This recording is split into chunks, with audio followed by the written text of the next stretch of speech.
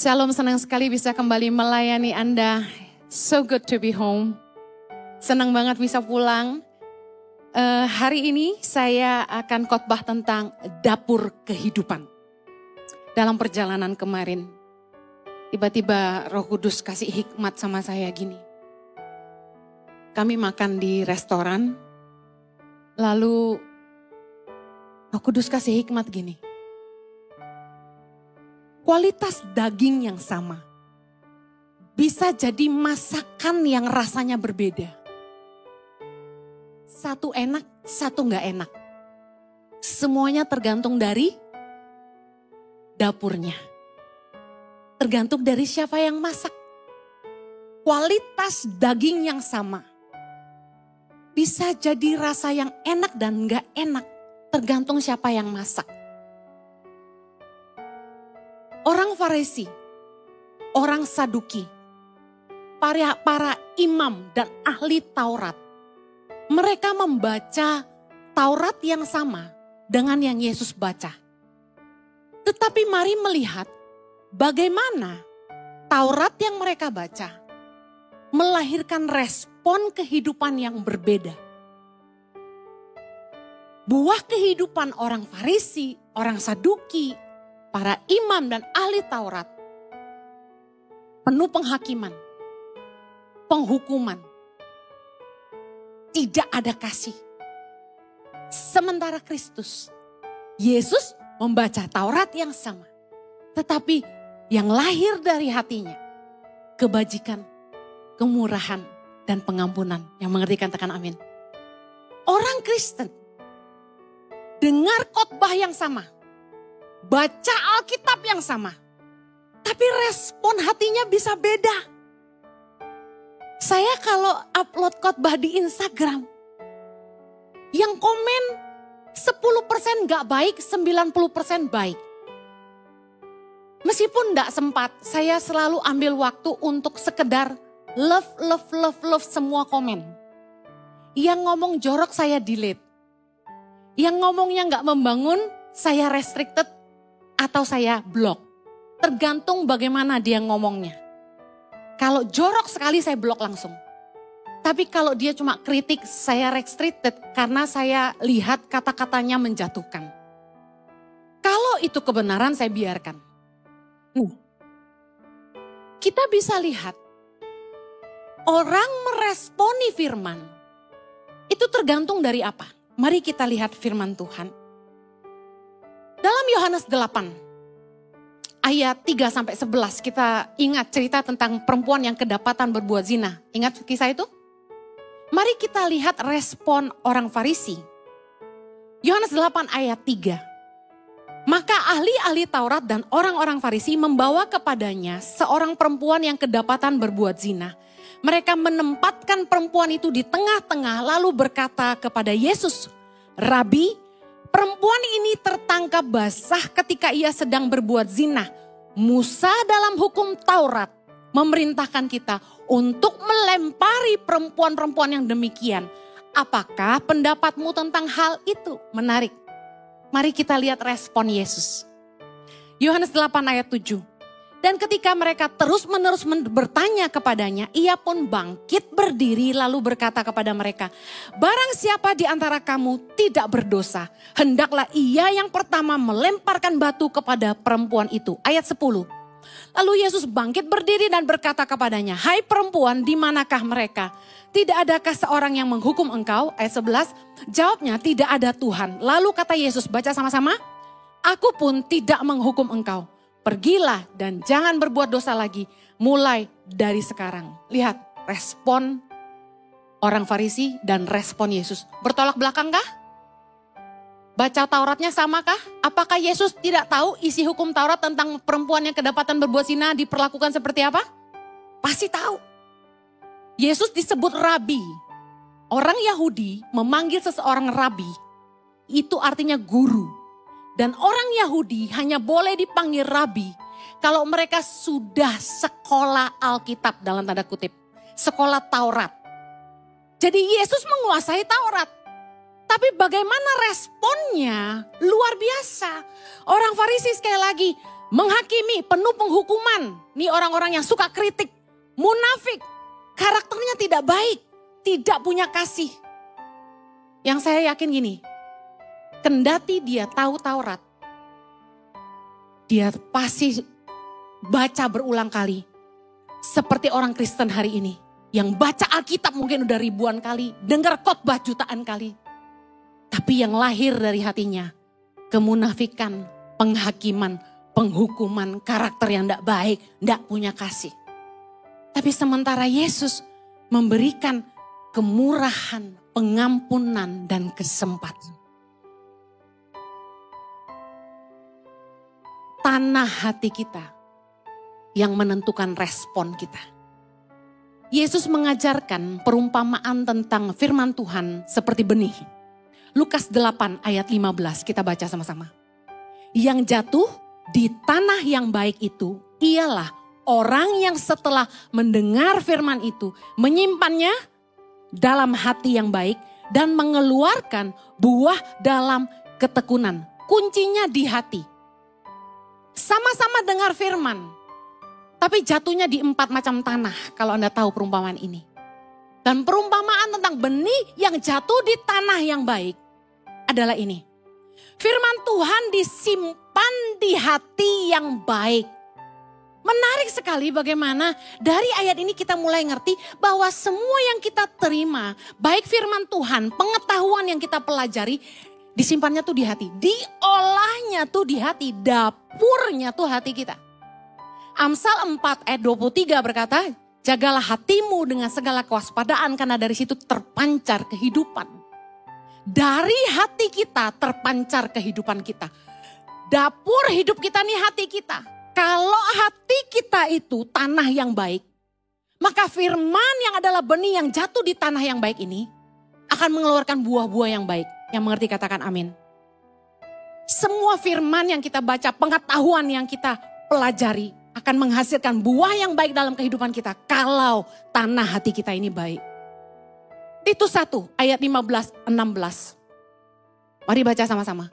Bagi orang yang suci, semuanya suci. Tetapi bagi orang najis dan bagi orang tidak beriman, suatu pun tidak ada yang suci. Karena baik akal maupun suara hati mereka najis. Mereka mengaku mengenal Allah, tetapi dengan perbuatan mereka, mereka menyangkal Dia. Mereka keji dan durhaka dan tidak sanggup berbuat sesuatu yang baik. Lihat baik, tidak ada yang baik yang lahir dari akal dan suara hati yang najis.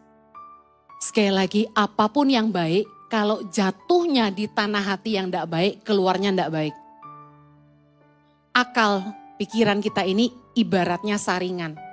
Kita kan kalau dengar apa-apa disaring dulu kan, pakai pikiran.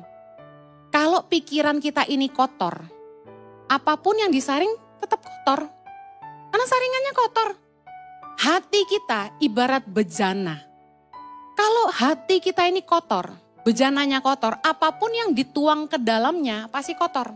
Anda mau simpan kerupuk di kaleng bekas simpan kopi? Gak mau. Kenapa? Kerupuknya jadi bau kopi. Bejana itu harus bersih, baru kita isi, betul? Kalau hati kita ini kotor, apapun yang masuk jadi kotor. Saya kasih contoh. Orang yang pahit hatinya, kata-katanya pasti nyelekit. Yang setuju katakan amin. Yang keluar pasti gak baik. Makanya orang tuh kalau yang keluar dari mulutnya tuh gak baik, sebenarnya yang luka tuh hatinya. Orang yang pikirannya kotor atau alias Victor, bukan Victor, ya pikiran kotor. Kita bicara apapun sama dia, nangkepnya jorok. Pernah punya teman-teman yang hobi nonton film porno? Atau Anda yang suka nonton film porno, angkat tangan? Lagi ngobrol apapun, jadinya kotor. Saya kasih contoh. Saya nih gak sempat keluar, jadi kalau saya mijit, gunting rambut, atau pedicure karena kaki saya kering, sebulan sekali harus dikikis, kalau enggak pecah-pecah. Nah, Satu kali saya lagi di rumah, dilayani oleh salah satu dari orang inilah ya, saya enggak sebut ya, karena takutnya dia nonton khotbah saya. Nah, datanglah staf saya, Rio. Rio ini bantu saya pelihara burung di rumah. Dia kemarin pagi tuh nggak datang, ternyata pergi kemana dulu. Terus dia datang udah siang, terus saya bilang gini, Rio, kok kamu tega sih? Itu burung kelaparan loh. Kok kamu nggak datang pagi-pagi kasih makan dulu baru kamu kemana yang kamu masih kerja atau kamu masih pergi itu? Nanti dulu kasih makan dulu. Kasihan loh burungnya nanti mati, saya bilang gitu. Kok kamu tega sih sama burung-burung itu? Saya ini lagi bicara burung beneran. Nah ketawa, kan? Yang sudah ketawa saya tahu kalian udah ngerti maksud saya. Yang lagi terapi saya itu langsung ketawa-ketawa. Langsung bilang gini, iya loh burung loh nanti mati katanya gitu. Saya bilang, iya nanti burungnya mati, kenapa? Wah dia ketawa-ketawa. Karena burung itu konotasinya bisa beda. Ada amin? Nah ayo, yang udah ketawa saya udah tahu nih. Anda bisa nangkap sekarang. Kalau saringan kita nih kotor, pikiran kita ini kotor. Kalau bercanda tuh yang keluar tuh porno gitu loh. Bercanda apa aja bawaannya perut ke bawah. Heran. Bener gak? Ngangguk-ngangguk langsung beberapa orang. Orang kalau hatinya kotor. Orang ngomong apa aja yang baik sekalipun dia nangkepnya bisa gak baik. Saya khotbah tentang spirit of excellence. Menjadi excellent di dunia kerja. Saya bahas Kolose 3 ayat 22 sampai 24.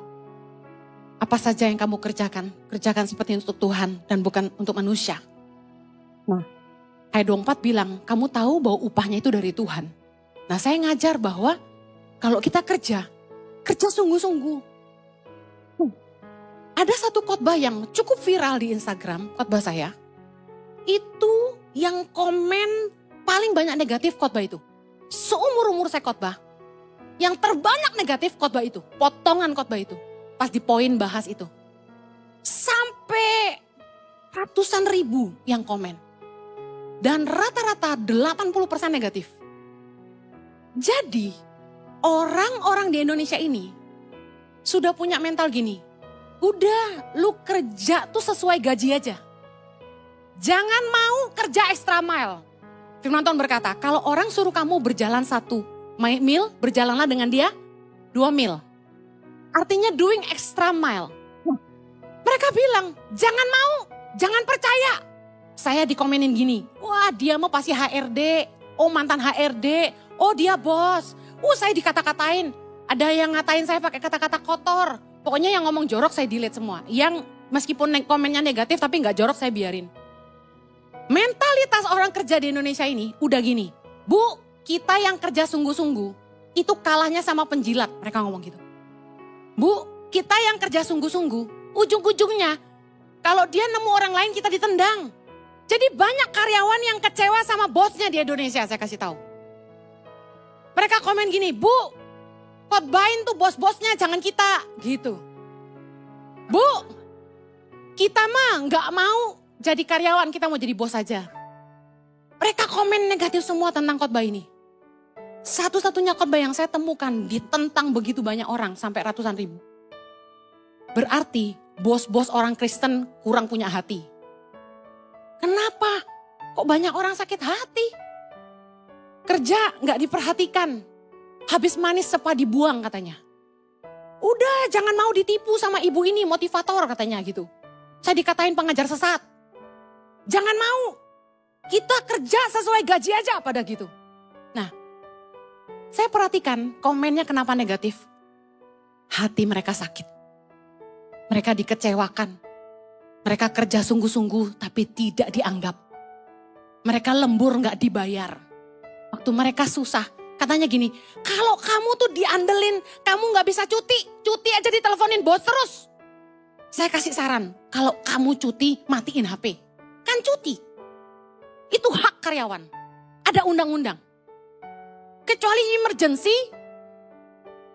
kamu dikontak, kamu gak harus balas saat itu juga. Kalau sudah malam saya ajarin. Jangan balas, kecuali emergency. Karena kalau sudah emergency kamu gak dibalas, kamu dipecat. Gini, saya mau ajarin. Cara orang memperlakukan kamu adalah seizin kamu. Cara orang memperlakukan kamu adalah seizin kamu. Kalau kamu balas WA orang tengah malam, artinya kamu mengizinkan orang WA kamu malam-malam. Bisa paham? Kalau kamu tidak izinkan orang perlakukan kamu seperti itu, balasnya besok pagi. Bosmu tidak bisa marah, kenapa jam 12 gak balas WA? Aturan dari mana harus balas jam 12 malam? Kecuali kamu satpam. Kamu harusnya jaga malam. Bos harus punya hati. Makanya banyak pasukan sakit hati. Jangan perlakukan karyawanmu seenak udelmu dewe. Firman Tuhan berkata, Matius 7 ayat 12. Lakukan kepada orang sebagaimana kamu ingin diperlakukan. Perbuat kepada orang lain sebagaimana kamu ingin orang perbuat kepada kamu. Itulah kasih. Jangan suruh orang kerja setengah mati. Kamu sendiri mau libur, kamu sendiri mau tidur. Jangan neken orang sampai kayak gitu. Punya kasih. Orang Farisi, orang Saduki, para imam dan ahli Taurat. Membaca Taurat yang sama Yesus. Tapi punya karakter yang berbeda. Buah kehidupan yang berbeda. Karena hatinya jahat. Karena mereka hidup dari kemunafikan.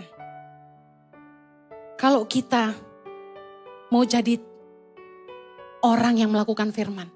Miliki tanah hati yang baik. Pastikan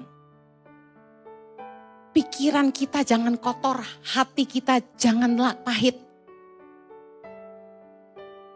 Yesus berkata gini dalam Matius 9 ayat 4. Tetapi Yesus mengetahui pikiran mereka.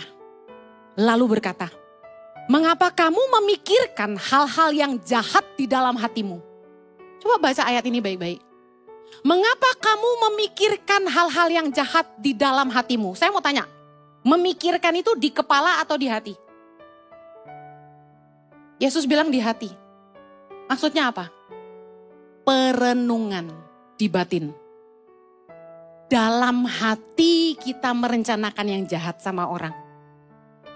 Hati-hati dengan perenungan hatimu. Jangan suka merencanakan yang jahat sama orang. Kalau sampai kita ini punya niat jahat, cepat singkirkan. Gak boleh, stop, jangan diteruskan. Punya perenungan selingkuh. Kayaknya ngeri-ngeri sedap nih kalau selingkuh nih. Kayaknya asoy nih, excited nih. Udah jangan diterusin, cut. Itu dosa, selesai. Jangan malah direnungkan lebih dalam dan lebih dalam. Gimana caranya ngibulin istriku? Gimana caranya ngelabuin suamiku? Jangan malah diperdalam. Perenungan hatimu dijaga. Mengapa kamu memikirkan yang jahat dalam hatimu? Kalau kamu mau punya hati yang baik, jangan sampai merenungkan yang jahat. Ketulusan dan kemurnian hati menjadi tanah hati yang baik. Makanya hati kita harus murni. Amin. Sama teman itu jangan modus, harus tulus. Motivasi kita berteman tuh jangan ujung-ujungnya duit, UUD. Banyak jemaat sakit hati sama pendeta. Karena pendeta itu mata duitan UUD. Saya kasih tahu, jangan mengeneralisasi semua orang tersinggung Eke. Aku kan ora, amin. Kalau saya UUD udah kaya dari dulu. Amin. Dengar, kita itu harus jaga hati murni. Jangan cuma baik sama orang karena ada maunya. Satu kali saya diceritain gini. Ada temen di Amerika. Selalu ditelepon sama temannya. Bro, titip ini dong bro. Kalau dia mau pulang ke Indonesia gitu loh. Di sini siapa yang kalau temennya pulang dari luar negeri selalu nitip angkat tangan. Jangan ada dusta di antara kita. Muka nitip-nitip dengar. Ojo ngabot-ngaboti wong. Kalau Anda mau nitip transfer dulu. Jangan pakai bahasa gini. Lu beliin ntar gua ganti ya. Gak ada. Itu kamus artinya gini. Beliin dong, minta dong. Kalau memang niat nitip, bayar. Transfer dulu. Saya kasih tahu, orang ini cerita sama saya. Ci, nitip ke saya, beli ini 2 ya, beli itu 2 ya. Tapi giliran saya datang ke Indonesia, boro-boro dia ngajak saya makan. Tapi nitip gak pernah ganti. Hati kita lu harus tulus. Tanah hati yang baik itu adalah orang yang tulus dan murni. Jangan deketin orang karena ada maunya. Takut akan Allah harus ada di hati saya. Katakan sama-sama. Takut akan Allah harus ada di hati saya. Takut akan Allah itu enggak kelihatan. Adanya di hatimu. Dari mana kamu tahu kamu takut akan Tuhan atau tidak? Lihat keputusan-keputusan yang lahir dari hatimu. Kamu jaga hidupmu sesuai firman? Atau kamu lakukan apa saja demi kekayaan? Hati kita kalau takut sama Tuhan akan lahir dalam tindakan-tindakan kita yang menghormati Tuhan. Kita jaga kekudusan enggak? Kita hidup takut akan Tuhan enggak? Mazmur 86 ayat 11 berkata gini, tunjukkanlah kepadaku jalanmu ya Tuhan, supaya aku hidup menurut kebenaranmu. Bulatkanlah hatiku untuk takut akan namamu. Saya kalau doain orang 2 ini saya ucapkan. Tuhan, jaga pertimbangan hatinya dengan kebenaran firman-Mu dan takut akan Engkau. Kita kalau ngambil keputusan apa-apa, 2 ini harus memerintah di hati kita. Kebenaran dan takut akan Tuhan. Jaga hati kita. Yesus berkata dalam Matius 15 ayat 19 sampai 20. Karena dari hati timbul segala pikiran jahat, pembunuhan, perzinahan, percabulan, pencurian, sumpah palsu dan hujat. Itulah yang menajiskan orang. Yang menajiskan orang itu bukan makan gak cuci tangan kata Yesus. Yang menajiskan orang itu bukan makanan yang masuk ke mulut karena semua itu keluar ke jamban. Tapi yang menajiskan hidup orang adalah apa yang lahir dari hatinya yang jahat. Lihat apa yang lahir dari hatinya. Pikiran jahat, pembunuhan, perzinahan, percabulan, pencurian, sumpah palsu dan hujat. Jaga hati kita.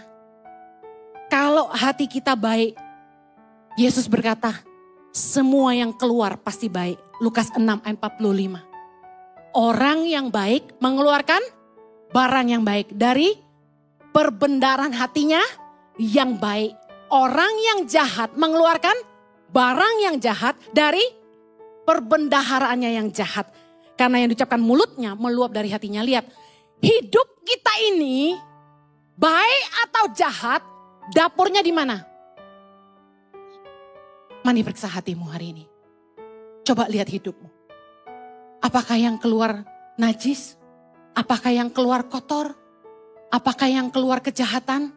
Atau sebaliknya kekudusan, kebajikan, kasih, kemurahan? Satu hari ada nyonya marah sama pembantunya. Rumahnya mewah, baru bangun. Mungkin perabotan rumah tangganya mahal ya. Tempat cuci piring semuanya mahal. Pembantunya nggak sengaja. Dia sikat sink cuci piring itu dengan sabut besi, tahu ya? Yang buat gosok bokongnya kuali itu loh. Dia pakai untuk cuci wastafel biar mengkilap. Akibatnya apa? Beret semua. Nyonya murka. Nyonya bilang gini, kamu gak tahu saya bangun rumah ini berapa? Puluhan miliar. Wastafel ini semua berapa? Puluhan juta. Kamu cuci pakai sabut itu, sekarang rusak, ganti kamu. Sinknya 20 juta, gaji pembantu berapa? Gak makan berapa bulan keluarganya. Saya mau kasih tahu, orang Kristen tahu firman tapi harus melakukan. Kalau yang keluar dari hatimu, kamu lebih sayang barang dari orang, kamu gak punya kasih. Saya nih, barang dirusak staf tuh berapa banyak. Saya udah cerita di khotbah-khotbah saya. Vas bunga di rumah pecah, gak ada yang ngaku. TV LED Ici baru buka dikasih orang. Gak tahu siapa yang nendang, pecah mati. Gak ada yang ngaku. Banyak lah yang rusakin lah. Aduh pokoknya. Tapi saya gak marah. Ya emak-emak biasalah ngoceh-ngoceh dikit ya kan. Sopo sih yang nendang-nendang kok kurang kerjaan gitu kan. Tapi saya gak pernah suruh orang ganti. Baju saya dicuci luntur. Berkali-kali puluhan baju udah rusak. Saya gak pernah marah. Kalau hatimu baik, kamu gak akan perlakukan orang gak baik. Sesalah apapun orang sama kamu. Kalau hatimu baik, orang mungkin berbuat jahat sama kamu. Tapi kamu gak akan balas dengan kejahatan. Orang baik cuma bisa terbukti. Hati yang baik hanya bisa terbukti ketika orang membalas kebaikanmu dengan kejahatan. Ketika orang melakukan yang tidak baik sama kamu. Firman Tuhan berkata, Yesus mengajar kita. Apakah jasamu kalau kamu mengasihi orang yang mengasihi kamu? Apakah jasamu kalau kamu baik sama orang yang berbuat baik sama kamu? Orang dunia juga bikin itu. Mari lihat hatimu. Apakah yang keluar baik? Firman Tuhan berkata, yang diucapkan mulut meluap dari hati. Coba telaah perkataan-perkataanmu. Membangun enggak? Atau menjatuhkan? Membangkitkan semangat enggak? Atau melemahkan? Menyembuhkan enggak? Atau melukai? Mari periksa. Dari situ kamu akan tahu hatimu. Mari jaga hati kita. Menjadi tanah hati yang baik. Supaya firman Tuhan yang kita renungkan, yang kita dengar. Menghasilkan buah yang baik dalam kehidupan. Ingat, tanah hati kita yang baik. Yang akan membuat firman yang kita dengar. Melahirkan buah kehidupan yang baik. Hati kita adalah dapur kehidupan. Saya akhiri, bagaimana jaga hati. 5 poin secara cepat. Yang pertama, jangan keras hati. Ulangan 10 ayat 16. Sebab itu sunatlah hatimu dan janganlah lagi kamu tegar tengkuk. Orang yang hatinya lembut, mudah ditanami firman Tuhan. Yakobus 1 ayat 21, kita baca sama-sama. Sebab itu, buanglah segala sesuatu yang kotor dan kejahatan yang begitu banyak itu. Dan terimalah dengan lemah lembut firman yang tertanam di dalam hatimu. Yang berkuasa menyelamatkan jiwamu. Kalau hidup kita mau berubah, hati kita harus mau dibaharui oleh firman Allah. Jangan mendirikan kebenaran diri sendiri. Roma 10 ayat 3 berkata, sebab oleh karena mereka tidak mengenal kebenaran Allah dan oleh karena mereka berusaha untuk mendirikan kebenaran mereka sendiri, maka mereka tidak takluk kepada kebenaran Allah. Banyak orang Kristen sangat kritis saat mendengar khotbah. Ayat dibalas ayat, kayak kita kalau berantem gitu. Ayat dibalas filsafat. Bahkan yang lebih parah, hanya mau dengar khotbah, hanya mau menerima khotbah yang sesuai selera. 2 Timotius 4 ayat yang ketiga. Karena akan datang waktunya orang tidak dapat lagi menerima ajaran sehat. Tapi mereka akan mengumpulkan guru-guru menurut kehendaknya untuk memuaskan keinginan telinganya. Gawat. Kalau gak suka sama khotbahnya, menyinggung perasaannya, marah sama pendetanya. Orang yang hatinya lembut, gak keras.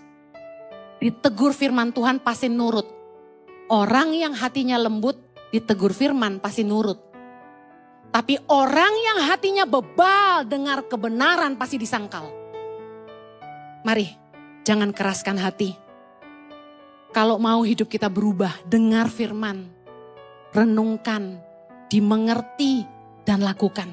Ulangan 30 ayat 14 berkata, tapi firman itu sangat dekat kepadamu. Yakni di dalam mulutmu dan di dalam hatimu. Untuk apa? Untuk dilakukan. Kalau baca firman itu jangan dihafalin, tapi direnungin. Renungkanlah firman itu siang dan malam supaya kamu bertindak hati-hati. Perenungan kita akan firman Tuhan artinya gini, kamu baca tuh harus paham. Kalau nggak paham, tanya pendeta, tanya mentor rohani, atau Google aja. Banyak penjelasannya. Pendeta juga belajar dari Google. Saya buka bocoran. Pak Juju punya banyak pengetahuan loh kalau khotbah. Apa enggak pernah Google? Google nggak Pak? Google ya sayang. Oh, terima kasih Om Google. Dengar, saya mau kasih tahu, Yesus waktu khotbah, Yesus itu bisa bahasa Yahudi. Bahasa kelas tinggi. Tapi Yesus khotbah dengan bahasa pasar, yaitu bahasa Aramik. Bahasa kelas bawah. Bukan bahasa yang tinggi-tinggi teologi ya. Kenapa? Karena Yesus mau semua orang bisa memahami dia. Firman Allah kalau tidak dipahami, tidak dimengerti, tidak bisa dihidupi. Makanya nih para pengajar di ICI, jangan khotbah pakai bahasa tinggi, orang gak ngerti. Amen. Kuncinya itu bukan dibaca tapi direnungkan dan dilakukan. Yang kedua, bagaimana kita jaga hati. Jangan tinggi hati. Orang yang tinggi hati pasti lupa diri. Kalau udah kaya, jangan lupa Tuhan. Jangan lupa sama orang yang nolong kamu. Orang yang tinggi hati, melupakan Tuhan. Saya bersyukur di hidup kita ini Tuhan kasih ujian. Karena lewat ujianlah Tuhan menjaga kita tetap rendah hati. Yang mengerti katakan amin. Yang berikutnya, bagaimana kita menjaga hati? Yang ketiga, jangan iri hati. Jangan suka iri. Jangan lihat orang lebih kaya iri. Jangan lihat orang lebih maju iri. Lihat saudaramu punya lebih, kamu iri. Saya kasih tahu, iri hati itu membusukkan tulang, kata firman Tuhan. Tulangmu cepat keropos loh kalau kamu iri terus sama orang. Amen. Iri hati adalah akar kejahatan. Saya kasih contoh. Ingat waktu kejadian Kain dan Habel? Persembahan Habel diterima, persembahan Kain tidak. Marahlah Kain. Dia cemburu. Apa yang terjadi? Dia bunuh Habel. Ingat kisah Yusuf? Saudara-saudara Yusuf iri hati kepada Yusuf. Anda bisa baca dalam Kejadian 37 ayat 11. Maka iri hatilah saudaranya kepadanya. Apa yang terjadi? Ayat 18. Mereka telah bermufakat mencari daya upaya untuk membunuhnya. Orang dari iri mau bunuh. Iri mau bunuh. Bahaya. Jangan suka iri hati sama orang. Daripada iri hati lebih baik kita syukuri apa yang Tuhan beri dalam hidup ini. Yang mau katakan amin. Yang keempat, bagaimana jaga hati? Jangan menyimpan amarah atau dendam. Baca sama-sama Mazmur 378. Berhentilah marah dan tinggalkanlah panas hati itu. Jangan marah, itu hanya membawa kepada kejahatan.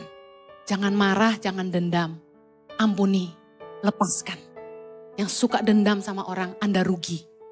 Anda tidak akan bahagia. Orang yang simpan dendam dan amarah, hidupnya tidak punya sukacita, tidak punya damai sejahtera.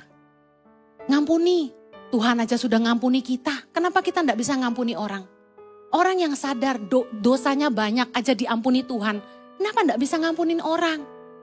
Saya belajar dalam hidup ini. Ngampuni itu membuat hidup ini ringan, bahagia. Kita jadi tenang gitu loh, tidak punya dendam. Kita ketemu orang yang nyakiti kita juga, kita santai aja. Amin. Ayo, jangan simpan dendam dan amarah. Yang terakhir, bagaimana jaga hati? Jangan cinta uang. Karena 1 Timotius 6 ayat 10 berkata, akar segala kejahatan adalah cinta uang. Kalau Anda mau jaga hati, ingat baik-baik. Jangan sampai tinggi hati, jangan iri hati. Jangan menyimpan amarah atau dendam. Dan jangan cinta uang. Jangan keras hati. Yuk taat sama firman. Saya berdoa agar Anda jaga hati Anda. Kelihatannya sederhana. Cuma urusan hati. Tapi saya kasih tuh gak mudah. Hatimu adalah dapur hidupmu. Kalau kamu mau yang lahir dari hidupmu baik, jaga hatimu. Amen. Jangan keras hati, dengar firman Tuhan lakukan. Jangan tinggi hati, jangan iri hati, jangan menyimpan dendam. Mari ampuni semua orang yang bersalah kepada kita. Jangan cinta uang, karena cinta uang adalah akar segala kejahatan. Anda yang mau menghidupi firman sama-sama katakan amin. Mari kita berdoa. Kasih karuniamu memampukan kami Tuhan. Untuk terus menjaga hati kami. Karena hati kami adalah dapur kehidupan kami. Kami rindu apa yang keluar dari hidup kami. tindakan, perkataan kami adalah hal-hal yang baik. Hal-hal yang mempermuliakan Tuhan. Biarlah hidup kami jadi orang-orang yang penuh kasih. Supaya kasih Tuhan dinyatakan di dunia ini. Pakai setiap kami Tuhan. Dan ampuni kami kalau kami menyimpan sakit hati, dendam, kesombongan, cinta uang, keras hati. Ampuni kami, lembutkan hati kami. Terima kasih Bapa. Terpujilah namamu. Hanya dalam nama Yesusnya berdoa. Yang diberkati Tuhan sama-sama katakan. Amen. Katakan kanan kirimu, jaga hati.